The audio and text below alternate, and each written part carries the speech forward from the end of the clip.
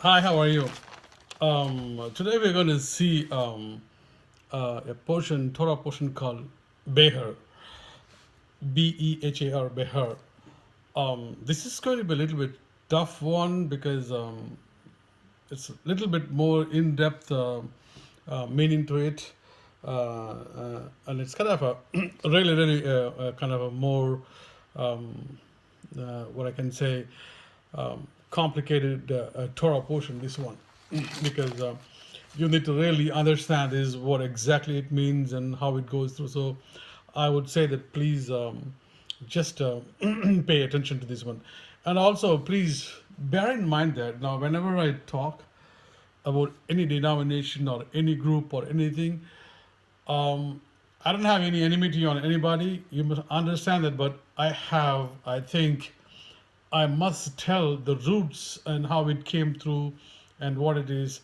That is what my intention is.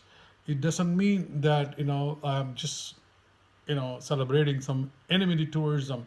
I'm not just focusing on this Jewish thing. It doesn't make me so big or more knowledgeable or anything. No, but what I learned and what I'm learning is seems to be more appropriate. That's why I'm trying to put it together and give it to you guys. So don't don't ever think me in the in that type of person one who is just against or something like that. I'm just trying to put things in a very good perspective so that in future definitely it's going to help us, each and every one of us. And I'm positively sure one thing is sure, the one way that we have to go is this is the only one way that we are, that is, I have no doubt in that one. I have cleared very well. So please bear in mind that one, and let's go and start this Torah portion. Behar means like the mountain experience or the mountain, or sometimes it talks about the Jubilee year. Sometimes it talks about the Shemitah here.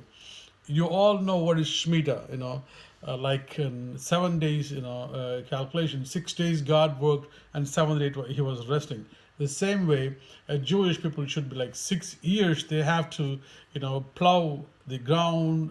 They have to cultivate the land. On the seventh year, they should not be doing anything in the land. Basically, it's kind of a sabbatical here, and it's kind of on the seventh year, all the debts should be, given away, written off for any Jewish people in that land. That's what the Shemitah year and the Jubilee year means. So, but this Beher means what happened in the mountain, and it talks about the mountain. It talks about the Shemitah year, especially on the Shemitah years and the Shemitah Jubilee year, the Millennium Jubilee. It talks about. Let us go and crack this out and then see what is going to happen. So what happens is there are the this also talks about the servanthood, the servantship of Jewish people. There are different levels of servantship, when the rabbis are talking about. One is that the first one, the first category is it's like talks about the non-Jewish servantship. If a non-Jewish person, when he is getting adopted or it is been sold as a slave to a Jewish person, suppose, if a non-Jewish guy in those days, slavery was very prevalent and it's very common in those days. So if a non-Jewish person, if he has been sold to a Jewish guy, what the Jewish person is supposed to do, what the non-Jewish guy is supposed to do, he had to leave all his beliefs and faith and his gods, whatever the god he was worshipping. He had to leave everybody, come into Jewish people, and he has to read all the Jewish Torah, and he has to observe all the Jewish laws. He has to observe the Sabbath. He has to be completely, doing all the procedures what the Jewish people are doing, even in order to become a slave. That's what he is supposed to do.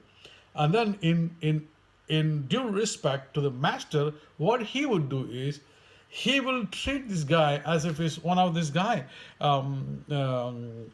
One of these household person. Most of the time, the Kohanims, it's not even Jewish person. This is the slavery in the Kohanims. Kohanims and the priests. We're talking about the temple workers. No, so when they observe the slavery, so slave people, that's what we're talking about. So this master, the Jewish master, what he's supposed to do is whatever he eats, whatever he, wherever he stays, and whatever the clothing that he wear, so the same thing it has to be given to the servant also, to the slave also. There shouldn't be any difference between the servant and the slave, because the reason, I'll tell you the reason, because afterwards what happens is, so they must give everything what he eats and what he sleep, where he sleep, and what he dresses up. That's the number one, level one servantship of the Jewish person, from non-Jewish to a Jewish coming in. And then number two is that is called Eved Kanani. Kanani means outside guy, not the Jewish guy, right? So Eved Kanani means the guy, Jewish, non-Jewish person who is trying to be coming into the Jewish side, but he is coming through a slavery ship. Okay, and the number two is Eved Every means Jewish himself. If a Jewish person himself become a slave by destitute, by desperate, because he doesn't know or he did not have anything to live, and he's becoming a slave now. And then also there are two types of Jewish slavery thing. One is by destitute, by desperate, with no property, nothing, no money, nothing. So he becoming a slave to somebody else. The other slavery is which has been sold to somebody else. Like how? Besdin. Besdin means court of law. So when the court of law, suppose if a person, says that, by destitute, by desperate, that he, by the court of law, he is becoming a slavery, he can, if the court of law sends him because of his poor, he can do, and then what happens, he can be there with the master for 6 years, and then the seventh year he'll be getting released. That's the one of the kind. The other one is the person by himself, slavery by himself. He voluntarily offers himself as slavery to another Jewish guy. He is also a Jewish person. I'm talking the Jewish slaves. If he is going to offer himself another Jewish person, then he may be in a slavery condition for 10 years or 20 years. That's another one. And the third one is that a Jewish person sold by court of law. If the court of law decides, because why the court of law comes in, because probably this Jewish person might have stolen something. For the punishment's sake, the court of law decided to sell this guy to some other house, somebody else. So when he was sold out to someone else, and this person, when whoever buys him as a slavery, he had to give him everything possibly equally to this guy. Number one. Number two, he also had to bring a non-Jewish woman to get married with this guy for this marriage, and then he can make children, and all the children and everybody should be slave to the master in his house. So they can live as a slave in his house. So why is this type of slavery things that they were going on these days? On those days when the servantship going on those days, because when God brought them out of the Egypt, and at the he was at the Mount Sinai, he was asking them, will they listen to the Torah?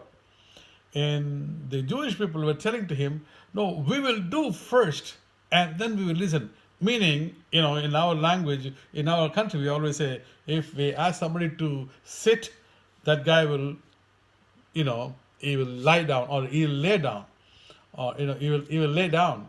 So in the same way, Jewish people are responding to God when they were in the Mount Sinai. So we don't even listen. We'll first do it, and then we will listen. Not a problem.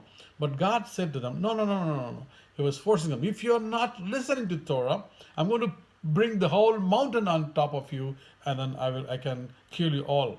So he was forcing. Basically, they were forced to listen and to work with the Torah. The point is, why did God bring Israel people out of Egypt? Because when they were in the Egypt for 430 years, they were the slave and serving and worshipping of Pharaoh, King Pharaoh.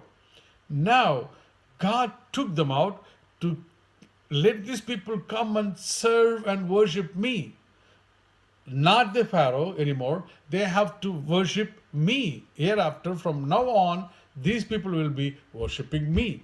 So, this is what it is. So, by force, that you are supposed to be listening to Torah, worshiping me, and serving me. Now you are my slave. You are no more slave of Pharaoh. I took it out of from Egypt because you were a slave there. I don't want to be a slave there, but I want you to be a slave over here. But the slave with me is kind of an equal opportunity. I'm giving you everything equally. What I eat, what I do. That's what the Jewish culture was representing.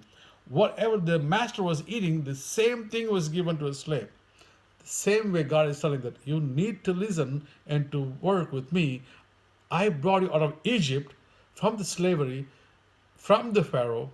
I want you to worship me and serve me, and you become my slave and enjoy the kingship in my courtyard. That's what the God was talking about in this one.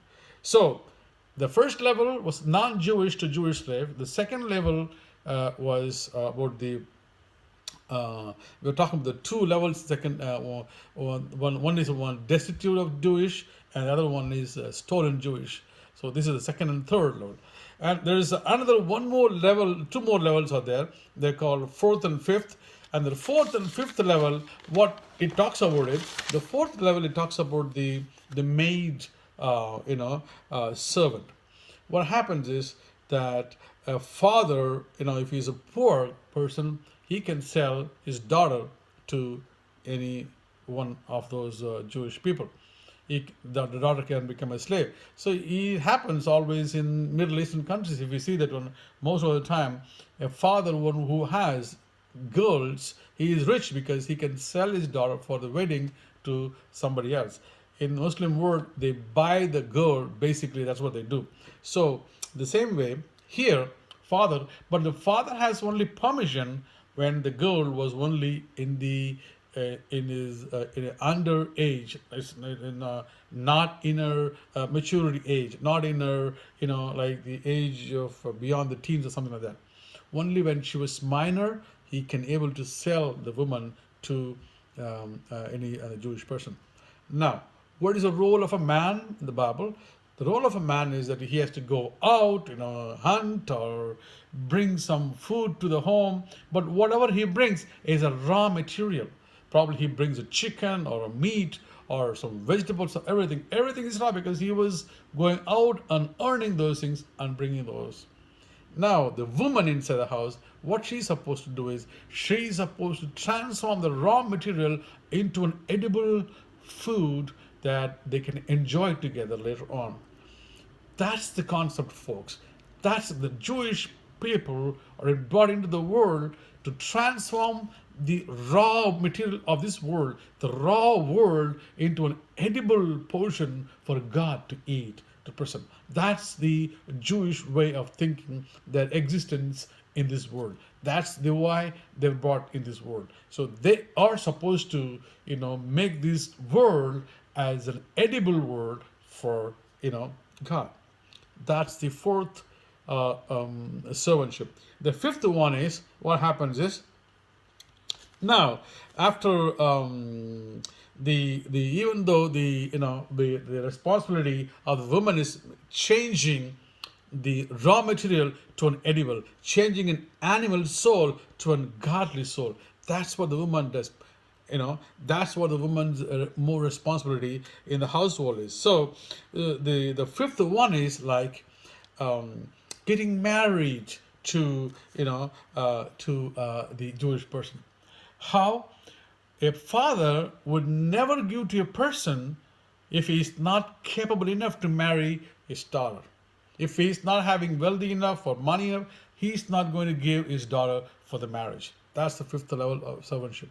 In this servantship, once if this woman is getting married with that family and she's mingling and becoming the one of the family, and she'll be in that family and then making that family on our